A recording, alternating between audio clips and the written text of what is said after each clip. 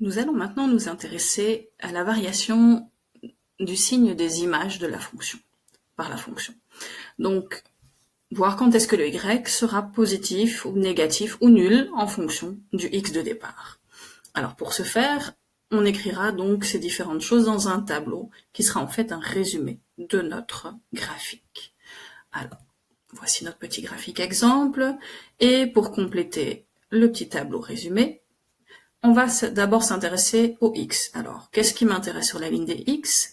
C'est les bornes du domaine, donc là où ma fonction commence et se termine, s'il y en a, et les différents zéros, donc les intersections avec l'axe des x. Donc, sur ma ligne des x, là, je vais donc placer les bornes de mon domaine qui sont moins 4 et 3, et entre moins 4 et 3, je vais mettre moins 3, moins 2 et 2 qui sont les zéros de la fonction. Sur ma première ligne, voilà. Entre chaque valeur, on laisse un espace, et devant et derrière également.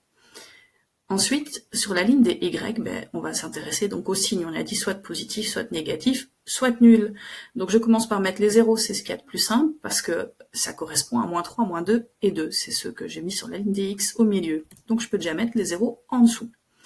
Et ensuite, il me reste à regarder sur mon graphique, là où c'est vide, là où j'assure en fait, dans mon domaine de définition il n'y a rien, j'assurerai donc dans mon tableau également, pour dire qu'il n'y a rien.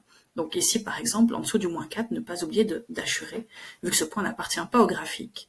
Ensuite, je regarde de moins 4 jusqu'à mon premier 0, jusqu'à moins 3, la fonction est en dessous de l'axe des x, donc négative. Entre moins 3 et moins 2, elle est au-dessus de l'axe des x, donc positive, donc je viens placer un petit plus. Entre moins 2 et 2, elle est négative. Et entre 2 et 3, jusqu'à 3 y compris, vu que 3 appartient, elle est positive, donc je place un petit plus dans mon tableau. Voilà donc mon petit tableau de signes qui est terminé.